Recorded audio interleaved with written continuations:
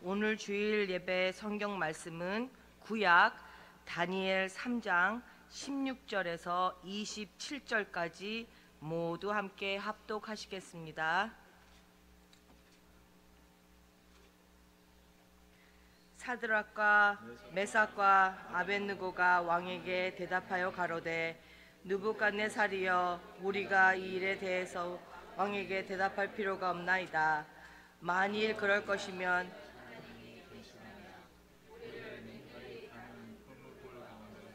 능히 건져내시겠고 왕의 손에서도 건져내시리이다. 그리 아니할지라도 왕이여, 우리가 왕을 섬기지도 아니하고 왕의 세우신 금신상에게 절하지도 아니할 줄 아옵소서.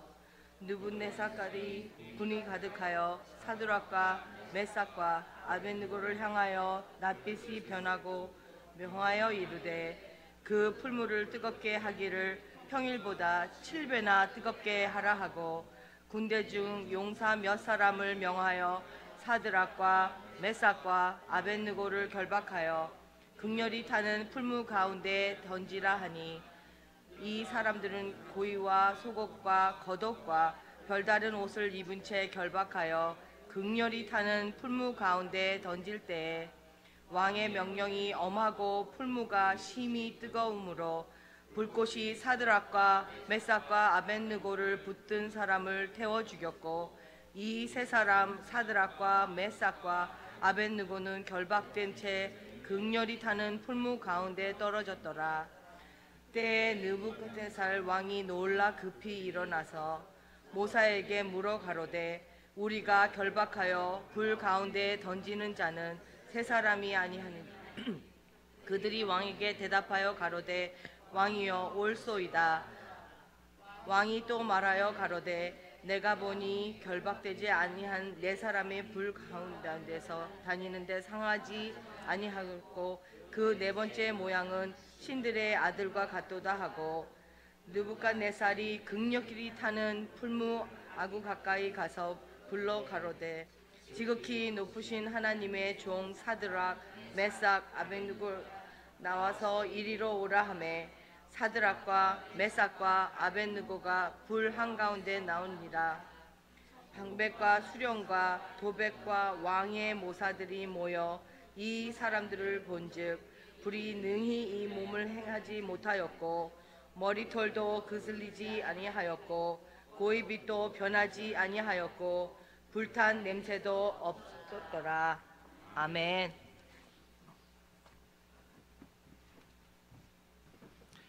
기도하겠습니다. 하나님 감사합니다. 복되고 귀한 날 주시고 또 주님을 예배할 수 있는 아름답고 귀한 특권을 허락하심을 감사를 드립니다.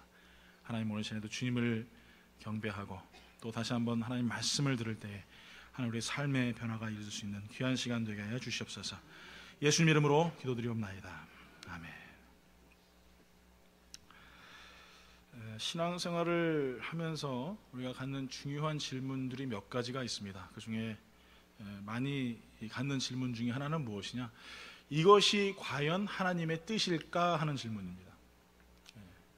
무슨 일을 결정을 하거나 아니면 또 어떤 일을 행할 때에 정말 이게 하나님의 뜻 맞을까?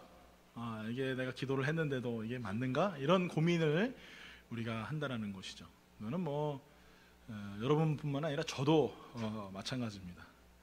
왜냐하면 우리 인생이라는 것이 앞에 미래에 대한 정확한 것이 있다면, 무엇인가 보인다면은 우리는 분명히 그것을 내가 결정한 것이 맞아 이렇게 이야기할 수 있을지 모르겠습니다.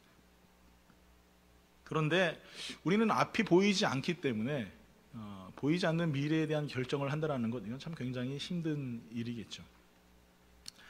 그래서 우리가 하나님의 뜻을 알아야 합니다. 하나님의 뜻을 우리가 어떻게 알 것인가? 어떻게 하면 우리가 하나님의 뜻을 알 수 있을까? 그것은 어떻게 보면은 굉장히 어렵기도 하고 또 굉장히 또 쉽기도 합니다. 가장 좋은 방법 중에 하나는 무엇이냐면은 나의 생각과 나의 경험들과 또 나의 가지고 있는 모든 것들을 다 내려놓는 것입니다. 내가 판단하는 것, 또 내가 보고 있는 것, 이런 모든 것들을 다 하나님 앞에 내려놓으면은 그 다음에 하나님께서 우리에게 주시는 약속들과 그 말씀들이 보이기 시작한다는 것입니다. 그것이 가장 좋은 방법이에요. 그러면 또 그런 말씀 하시겠죠. 목사님, 그거는 기도를 많이 하시는 분들이나 그러시겠지. 저희 같은 사람들이 되겠습니까? 근데 그것도 이제 우리가 신앙생활 하다 보면은, 훈련을 하다 보면은 그렇게 될 수가 있겠습니다. 그럼 내려놓는다라는 것이 무엇일까요? 어떤 것이 내려놓는 것이냐? 오늘 여러분에게 말씀하고 싶은 것은 분명히 우리가 내려놓는다는 것은 하나님 말씀 앞에 우리가 순종한다라는 것이죠. 그 말씀에 순종하고 살아갈 때에 하나님의 뜻이 보이고 하나님의 길이 보이고 하나님의 계획들이 우리 삶 가운데에 선명하게 보여진다라는 것입니다. 오늘 보니까 사드락과 메삭과 아벳느고라는 세 청년이 나옵니다. 이 사람들은 다니엘이 천거하여서 한 나라의 한 지도자로서 또 이렇게 역임을 받습니다. 굉장히 영특했던 사람들 중이죠. 그런데 이 사람들이 이 느부갓네살 왕이 우상을 만들어 놓고 그곳에 절을 해라, 내가 나팔을 불 테니까 너희들이 모든 백성들이 그 나팔 소리와 함께 그 우상 앞에 절을 해라. 근데 이 친구들이 절을 안 했어요. 그래서 결국에는 어떤 어려움이 있었습니까? 이들이 결국에는 풀무불에 들어가는 위험을 당하게 되죠. 결론적으로 봤을 때 그들의 성경에 우리가 읽었던 말씀 중에 기가 막힌 말씀이 나오지 않습니까? 옷 하나 타고 냄새도 안 났다고 그랬어요. 할렐루야. 왜 이 사람들에게 이런 일이 있었을까요? 그들은 하나님 말씀을 지키기 위하여서 그 어떤 것보다 중요하게 생각하지 않았다라는 것입니다. 말씀에 순종했다라는 것입니다. 말씀에 순종하고 하나님의 뜻을 따라서 살았다라는 것입니다. 근데 문제는 뭡니까? 우리가 말씀을 따라 살면은, 말씀에 순종하면은 좋은 일이 있어야죠. 말씀을 따라 사는데 왜 어려움이 있어요? 지금 사드락과 메삭과 아벳느고를 봤더니 이 사람들이 순종을 했는데 죽을 위험에 처했어요. 이게 말이 되냐 이거예요. 하나님 정말 이러시깁니까? 하나님 왜 이러세요? 이럴 수 있지 않습니까? 그런데 이들은 그 말씀 앞에 순종을 해요. 여러분, 우리가 알아야 될 것이 하나 있습니다. 우리가 신앙생활을 잘하고 말씀대로 순종할 때 제일 먼저 찾아오는 것은 축복이 아니라 고난이라는 사실을 알아야 돼요. 말씀대로 신앙생활을 하고 하나님의 은혜 가운데 살려고 하는데 그런 어려움들이 자꾸 찾아옵니다. 예수를 잘 믿으려고 하면 뭔가 자꾸 어려움들이 생겨요. 아주 아무것도 아닌 것 같은데 육체적인 어려움이 생길 때도 있고, 사업이 안 될 때도 있고, 하물며 차도 고장 날 때도 있어요. 그렇죠? 아니, 왜 하나님 잘 믿으면 이런 문제도 다 해결돼야 되는데 왜 고난이 있냔 말이에요. 아주 결론은 간단합니다. 순종하는 것을 마귀는 너무나 싫어하기 때문이라는 거예요. 내가 하나님 말씀대로 살려고 하는 거 마귀는 너무나 싫어합니다.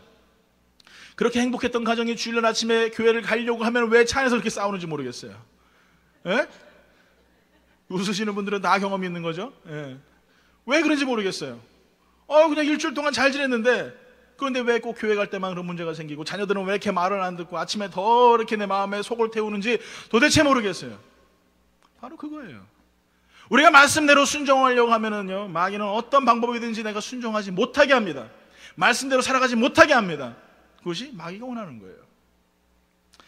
오늘 사랑하는 성도 여러분, 여러분이 마귀가 싫어하고 마귀가 정말 미워하는 그것, 바로 순종을 행할 때에 우리는 하나님 옆에 더 가까이 나아갈 수 있다는 것입니다.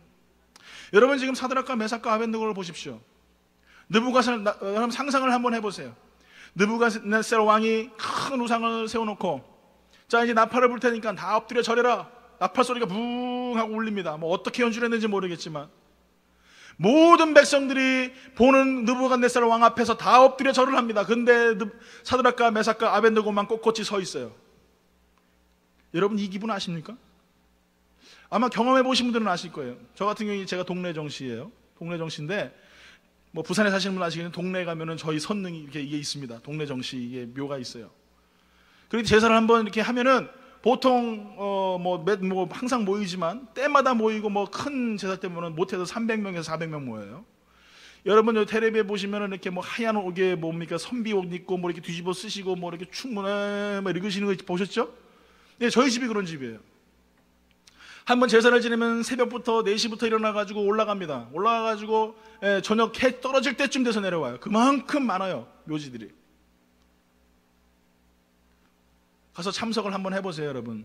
최소한 300명의 사람들이 다 같이 절을 하는데 저 혼자 딱 서 있다고 생각해 보세요. 기분이 어떠실 것 같으세요? 희한하죠. 절을 하는데도요, 딱 엎드리는 그 순간 서 있는 저를 다 보고 계세요. 이렇게 저놈이 머리를 숙이나 안 숙이나. 제가 어떻게 했겠습니까? 예? 당연히 절을 안 했으니까 제가 이렇게 자신 있게 여러분 말씀드리죠. 안 했어요. 근데 그 다음에 고난이 찾아오기 시작합니다. 어떤 고난이 찾아오신 줄 아십니까? 군대를 갔는데 980 군종주특기를 받고 갔어요. 할렐루야. 군종이면 얼마나 좋아요. 연대에 딱 들어가가지고 거기서부터 막 매일 교회만 살고 말해요. 막 찬송 부르고 얼마나 좋아요. 근데 갑자기 주특기가 바뀌더니 일빵빵으로 해가지고 저 강원도 홍천에 처박혔어요. 저희 큰아버님이 바꿔놓으신 거예요. 너 예수 믿는다고 가서 고생 좀 하라고. 30개월 동안 고생하고 그러고 내려왔습니다. 내가 예수를 잘 믿으면 이런 고난이 왜 있어야 되겠습니까? 사드락과 메삭과 아벳느고가 수많은 백성들이 그 우상 앞에 절을 할 때 느부갓네살이 그들의 눈을 마주칩니다. 그들이 두려웠을지도 몰라요. 이제는 우리 어떻게 될까 고민했을지도 몰라요. 오늘 분명히 사랑하는 성도 여러분, 알아야 될 것은 우리가 순종하며 살아가는 그 순간에 분명히 우리에게 가장 먼저 엄습해오는 것은 고난과 역경이, 환난과 핍박이 우리를 넘어뜨리려고 계속적으로 우리의 마음을 두드린다는 것이에요. 여러분, 아브라함을 기억하십니까? 아브라함이 100세에 얻은 아들 이삭을 하나님께서 뭐라고 합니까? 가서 내가 지정한 곳에 가서 예물로 드려라. 헌금입니까? 여기다 돈 헌금 봉투 집어넣고 하나님 이삭 거, 이거 아니잖아요. 제물을 드리는 거예요.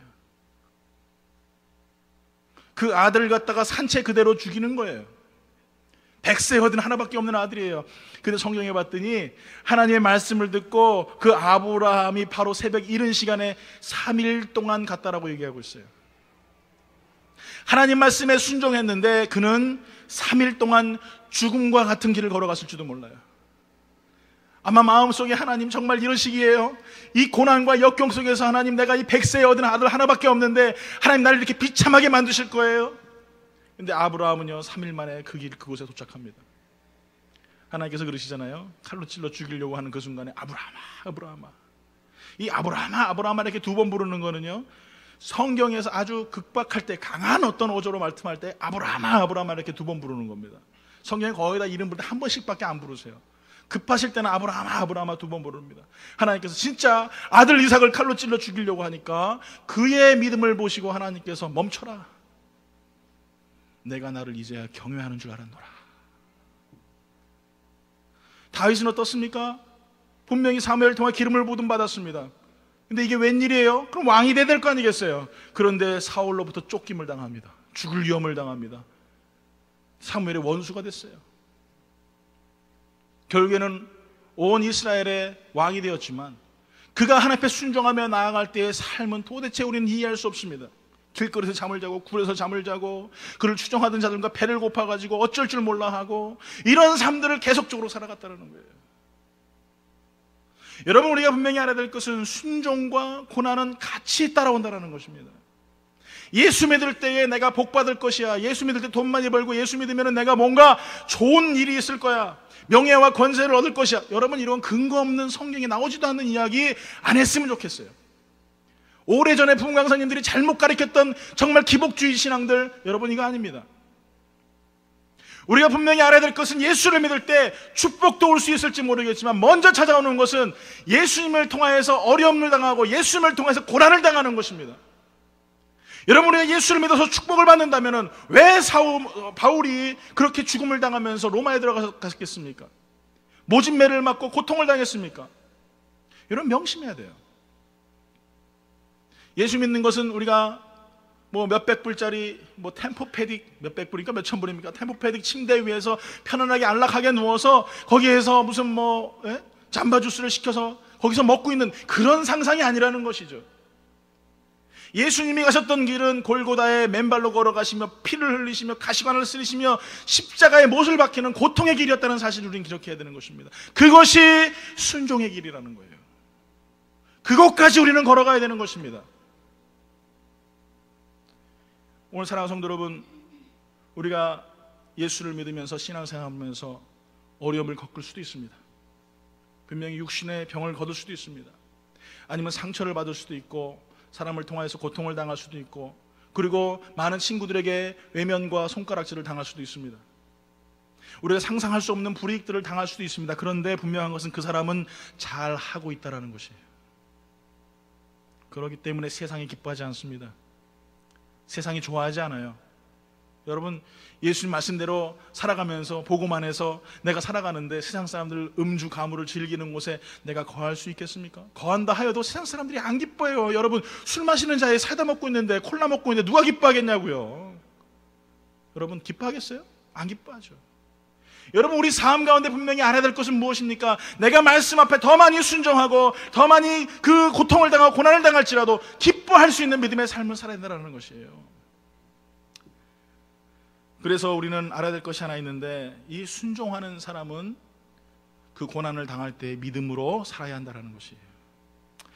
다니엘서 3장 18절에 이렇게 말합니다. 그렇게 하지 아니하실지라도 왕이여, 우리가 왕의 신들을 섬기지 아니하고 왕이 세우신 금신상에게 절하지도 아니할 줄 아옵소서. 그 전자의 말씀을 뭐라고 말합니까? 하나님께서 나를 살려주시든지 우리를 살려주시지 아니하실지라도, 그리하지 아니하실지라도 어떻게 해요? 우리는 왕의 말을 듣지 않겠습니다. 죽음을 불사한 신앙이죠. 여기서 우리는 그들의 믿음을 볼 수 있다는 것입니다. 하나님께서 그들을 구원하시기로 결정하시든지 그렇지 아니하시든지 그들의 믿음은 하나님께 있다라는 사실을 그들의 입술을 통하여 고백하고 있어요. 이게 무슨 말입니까? 우리는 살려주시면 하나님의 축복이라고 생각하죠. 그렇죠? 예, 뭔가 잘 되면은 하나님께서 나에게 큰 은혜를 주신 거라고 생각을 해요. 그런데 이들은 그렇지 않았어요. 나에게 축복을 주시든지 축복을 주시지 않든지 그것은 하나님의 결정이십니다. 그래서 주셔도 감사하고 그러지 아니하셔도 감사합니다. 이게 뭐예요? 믿음이라는 것이죠. 믿음. 그것이 믿음이라는 것이에요. 모든 결정이 누구의 손에 있다? 따라합니다. 하나님 손에 있습니다. 옆에 분하고 인사합니다. 인사할 때 나의 모든 결정은 하나님의 손에 있습니다 하고 인사하십시오. 따라합니다. 다 같이 다시 한번 고백합니다. 복을 주시기로 결정하시든지, 네. 아침 안 드셨습니까? 다시 한번 큰 소리로 복을 주시기로 결정하시든지, 좀 마치세요. 입을 좀 마치세요. 다시 한번 복을 주시기로 결정하시든지 아니하시든지 가슴을 치면서 나는 감사합니다. 다시 합니다. 나는 감사합니다. 할렐루야. 주셔도 좋고 안 주셔도 좋아요. 그래도 나는 감사합니다. 이게 믿음이에요. 믿음. 오늘 사랑하는 성도 여러분, 복이 누구의 손에 있습니까? 하나님의 손에 있어요. 하나님 마음이에요.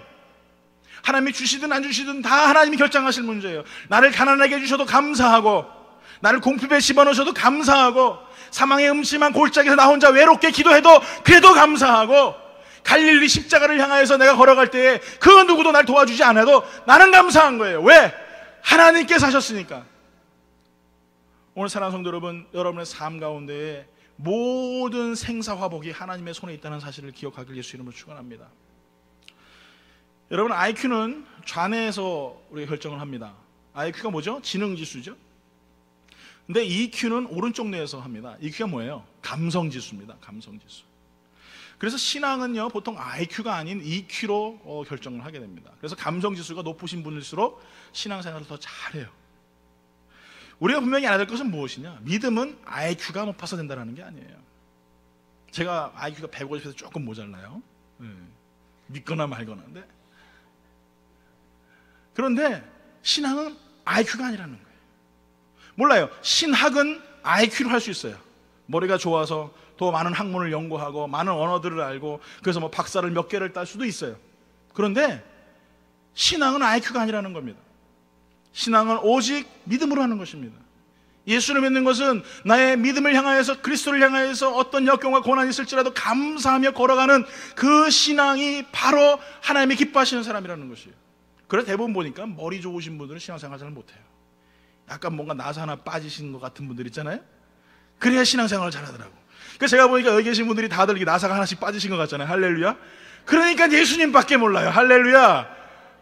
예수님밖에 모르니까 얼마나 기뻐요. 세상에 어려움이 있어도 저렇게 참 저 고통 속에도 저렇게 기뻐할 수 있을까? 저 사람 뭔가 나사 하나 빠진 사람 같아. 왜요? 나의 삶 가운데 믿음이 있으니까 주님만 소망하고 주님만 의지하고 살아갈 수 있게 된다는 거예요. 오늘 사랑하는 성도 여러분, 소망 플러스 순종은 믿음입니다. 소망이 어떻게 보면 굉장히 추상적일 수 있어요. 소망이라는 것은 내가 바라는 것이기 때문에, 내가 꿈꾸는 것이기 때문에 현실적이진 않습니다. 그러나 순종은 반대로 현실적인 것입니다. 순종은 바로 구체적인 것입니다. 즉 믿음이라는 것은 우리가 바라는 것들을, 소망하는 것들을 가지고 살아가지만 중요한 것은 그것들을 위하여서 내가 순종해야 된다는 것이에요. 그래서 믿음은 우리가 분명히 알아야 될 것은 소망 플러스 순종이다. 소망과 순종이 같이 이어질 때에 그 사람이 진짜 믿음을 가진 사람이다 라고 이야기할 수 있다는 것입니다. 오늘 사랑하는 성도 여러분, 허울조는 흉내만 내는 사람 되지 않길 바랍니다. 정말 그리스도 앞에서 내가 정말 최선을 다하고 말씀 안에 살아가기 위해서 나의 삶을 드리고 하나님 앞에 정말 절실히 하나님 앞에 간구하며 기도하면서 하나님의 뜻이 무엇인가를 가질 수 있는 진짜 그리스도인, 모양만 갖추고 박스만 화려한 그런 그리스도인이 아니라 내 안에 그리스도로 충만하여서 어떠한 환난과 역경이 있을지라도 내가 말씀 앞에 순종하고 기뻐하면서 살아갈 수 있는 진짜 하나님의 순종자가 이 영광교회 가운데, 여러분의 삶 가운데 있기를 간절히 축원합니다. 결론을 내립니다. 그럼 순종하여서 믿음으로 고난에 참여한 자에게 주어지는 일은 무엇인가 라는 거예요. 성경을 읽어봤더니 느부갓네살 왕이 그냥 왕이 뛰쳐나옵니다. 그가 뛰쳐나오면서 뭐라고 말합니까? 하나님의 높은 자들이요 하면서 이 사드락과 메삭과 아벳느고를 막 너무나 막 그냥 대단한 사람으로 만들어요. 그리고 그 사람들을 갖다가 이 고소했던 사람들 어떻게 뭐라고 하면 느부갓네살이 찢어 죽이겠다 이렇게 말하고 있어요. 성경이. 어떻게 하나님의 그 사람을 그렇게 할 수 있겠느냐 하면서 그걸 찢어 죽이겠다 이렇게 말을 했어요. 여러분, 우리가 알아야 될 것은 하나님을 말씀에 순종하고 나아가는 사람들이 주어진 하나님의 축복이 높은 권세를 얻는 것입니까? 아니면 명예를 얻는 것입니까? 아니면 재산과 부를 얻는 것입니까? 여러분, 무엇이라고 생각하십니까? 순종자에게 주어지는 가장 강력한 축복은 무엇이냐? 불 가운데 있을지라도 하나님이 나와 함께 계신다는 거예요. 물 가운데 걸어갈지라도 하나님 나를 도와주신다는 거예요. 돈 많이 벌고 높은 자리에 올라가고 권세를 얻는 것이 하나님의 축복이 아니라 어디서든 하나님이 나와 함께 계신다는 거예요. 그 사람이 바로 순종자에게 주어진 하나님의 축복이라는 사실을 여러분 기억하시길 예수 이름으로 축원합니다. 오늘 사랑하는 성도 여러분, 하나님이 함께 계실 때 얼마나 큰 축복을 주십니까? 다니엘서 3장 22절에서 23절까지 말하죠. 왕의 명령이 임하여 풀풀 심히 뜨거움으로 불꽃이 사드락과 메삭과 아벳느고를 붙든 사람을 태워 죽였고 이 세 사람 사드락과 메삭과 아벳느고는 결박된 채 맹렬히 타는 불 가운데 떨어졌더라. 하나님이 같이 계셨다라는 거예요. 그곳에 같이 계셨다라는 거예요. 주위에 같이 이 사드락과 메삭과 아벳느고가 들고 가던 병사들이 불이 얼마나 뜨거운지 가다가 중간에 타가지고요 그 풀불로 떨어져 죽었어요. 그런데 사드락과 메삭과 아벳느고가 그 속에 들어갔는데 그곳에 제4의 인물이 있었다는 거예요. 이게 무슨 말입니까? 하나님이 그들과 함께 하시는 거예요. 여러분 분명히 아십시오. 내가 말씀 앞에 순종하고 하나님 앞에 내가 나의 삶의 결단을 드릴 때 중요한 사실은 내가 어떤 환난과 역경 속에서도 하나님은 나를 결코 포기하지 않으신다는 것입니다. 항상 나와 동행하시고 그 큰 손으로 그 나를 품어주시면서 어미새가 자기의 알을 품듯이 폭풍 속에서도 어려움 속에서도 나를 품고 있으시듯이 하나님 나를 도와주신다는 것입니다. 오늘 사랑하는 성도 여러분, 그 하나님과 함께 계셨다는 사실에 대해서 우리는 분명히 하나님께서 우리와 함께 계심을 통하여서 분명히 우리의 삶을 축복하시고 승리하게 하시는 삶을 살아갈 수 있다는 것을 우리는 기억해야 될 줄 믿습니다. 조지 뮬러는 이렇게 얘기했습니다. 제가 이 조지 뮬러가 쓴 책에서 발췌한 내용인데요, 한번 잠깐 들어보십시오. 우리들이 바로 그 연약함이 주 예수 그리스도의 능력이 나타날 기회가 됩니다. 찬송을 받으실 그분은 절대로 우리를 떠나거나 버리시지 않으십니다. 연약함이 크면 클수록 그는 자기의 힘을 나타내시려고 더 가까이 오십니다. 우리들의 궁핍이 크면 클수록 그가 친히 우리의 친구이심을 믿을 수 있는 더 큰 근거를 우리는 가지게 되는 것입니다. 이것은 70여 년 살아온 나 자신의 체험입니다. 시험이 크면 클수록, 난관이 크면 클수록 주님의 도우심은 더 가까이 나타나십니다. 때때로 나는 완전히 어쩔 수 없는 막다른 골목에 든 것처럼 보였습니다. 그러나 그렇게 되지를 않았고 앞으로도 그렇게 되지 않을 것입니다. 더 많은 기도, 더 많은 신앙, 더 많은 인내와 실천이 그 축복을 가져다 줄 것입니다. 그러므로 우리의 할 일은 우리의 마음을 그분 앞에 쏟아놓는 일입니다. 그러면 주님께서는 우리가 원하시는 방법으로 우리를 도우실 것입니다. 70편생 산 조지 뮬러가 자기 자신의 간증을 이렇게 이야기하고 있어요. 나의 연약할 때 하나님 나와 함께 계신다는 사실, 내가 더 연약할수록 더 강력하게 나와 함께 계신다는 사실, 막다른 골목이었던 것 같은데 하나님의 도우심으로 그게 아니었다는 사실, 70년 그가 살아오면서 자기 자신의 신앙을 간증을 이렇게 고백했어요. 여러분, 누가 동행하십니까? 누가 살고 계십니까? 어떤 목사님이 아이들을 데리고 수영장에 갔어요.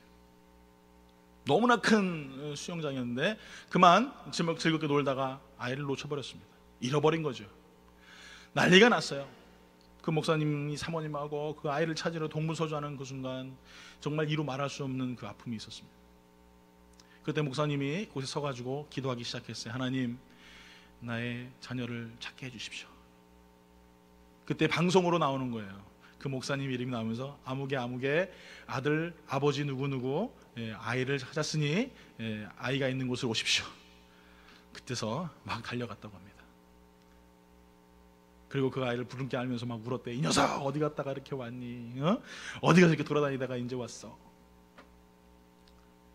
그때 그가 깨달았대요. 이 아이를 어떻게 찾았지? 그랬더니 그 안전요원이 하는 말이, 그 아이를 불러다 놓고 너의 아버님 성함이 어떻게 되시니? 그랬더니 아버님이 아무개이십니다. 그러니까 뭐 찾기 쉽잖아요. 방송으로 아무개 아버님 아이를 데리고 있으니까 오시면 됩니다. 그때 깨달은 게 그거랍니다. 우리가 삶을 방황할 수도 있습니다. 길을 잘못 들어서 어느 때는 어둡고 깜깜한 길을 걸을 수도 있습니다. 그런데 분명히 그때 우리가 알아야 될 것은 우리의 아버지의 이름을 정확히 알아야 된다는 거예요. 그 아버지가 누구십니까? 하나님. 삶의 고난이 닥칠 때 우리가 안전요원에게 그 어린아이가 자기 아버지를 부르듯이, 우리는 우리의 삶 가운데 고난이 겹치고 어려움 닥칠 때 우리 아버지의 이름을 정확히 불러야 되는 것입니다. 하나님, 나의 아버지. 하나님, 나를 도와주세요. 하나님, 나와 함께 해주세요. 하나님, 나를 인도해 주세요. 그때에 나의 아버지가 번개와 같이 찾아오셔서 나를 품으시면서 어디 갔어니 내 아들아, 내가 다시 너를 품어주면 내가 너와 함께 한단다. 걱정하지 마. 다시는 내가 너 놓지 않을게. 다시는 내가 너 잃어버리지 않을게. 그것이 하나님께서 우리와 함께 계신다는 거예요. 오늘 사랑하는 성도 여러분, 삶의 어려움이 얼마나 많이 있어요. 정말 눈물 흘릴 일이, 남자들은 잘 모르겠지만 여자들은 너무나 많이 우시잖아요. 그렇죠? 안 우십니까? 많이 울잖아요. 그런데 분명한 것은 그때마다 하나님께서 내 등을 쓰다듬으시면서 괜찮아 잘할 수 있어, 걱정하지 마, 내가 너와 함께 할게. 여태껏 내가 너와 함께 했잖아. 그때 우리는 할 게 뭔지 아십니까? 그 고난의 풀무불에 기쁨으로 들어가는 거예요. 그리하지 아니하실지라도 그래도 하나님 감사합니다. 나의 아버지가 나와 함께 계시기 때문에 하나님, 난 두렵지 않습니다. 믿음으로 걸어가는 거예요. 삶에 우리가 공포를 느끼고 두려움을 느낄지라도 결코 여러분 포기하지 마십시오. 순종자에게 주어지는 하나님의 놀라운 은혜는 하나님이 영원토록 우리와 같이 계신다는 사실이에요. 결코 하나님 앞에 우리가 포기하지 아니하고 말씀을 붙잡고 한 걸음 한 걸음 전진해 나갈 때 우리가 분명히 기억해야 될 이름, 바로 나의 아버지 하나님. 그럼 그분만 이름만 부르시면 돼요. 그분은 우리가 알고 있는 태권부보다 강하십니다. 할렐루야. 그분은 위대하신 분이시고 그분은 창대하신 분이십니다. 오늘 시간에도 우리가 물 가운데 걸을 수밖에 없는 삶을 살잖아요. 또 불 가운데 걸을 수밖에 없는 뜨거운 고통을 겪을 수도 있습니다. 그때도 우리는 하나님께서 뭐라고 말씀하세요? 두려워하지 마, 놀라지 마, 내가 너와 함께 할게. 그것이 바로 나의 아버지십니다. 여러분의 아버지십니다. 물 가운데 지날 때에 때에도 침몰치 않으며 불 가운데 행할 때에도 너를 삼치 못하게 하시리. 너를 치며 하여 부르시 하나님 큰 사랑 너를 구속하여 살리신 하나님 내게 말씀하시네. 두려워 말라 두려워 말라 놀라지 말라 놀라지도 말라. 내가 어디를 가든지 무슨 일 만나든지 내가 함께하리라 함께하리라. 두려워 말라 놀라지 말라 두려워 말라 놀라지도 말라. 내 너를 붙들리라 너를 도우리라. 주님 약속하셨습니다. 약속하셨네. 다시 한번 두 손 가슴에 모으고 찬양합니다. 물 가운데 지날 때에도 침몰치 않으며 불 가운데 행할 때에도 불 가운데 행할 때에도 나를 상치 못하게 하시니 상치 못하게 하시니 나를 지명하여 부르신 나를 지명하여 부르신 하나님 큰 사랑 하나님 큰 사랑 나를 구속하여 부르신 나를 구속하여 하나님 내게 말씀하시네 내게 말씀하시네. 우리 믿음으로 고백합니다. 두려워 말라 두려워 말라 놀라지도 말라 놀라지도 말라. 내가 어딜 가든지 무슨 일 만나든지 내가 함께하리라 함께하리라. 믿으십니까? 아멘. 두려워 말라 두려워 말라 놀라지 말라 놀라지도 말라. 내 너를 붙들리라 너를 도우리라. 주님 약속하셨습니다.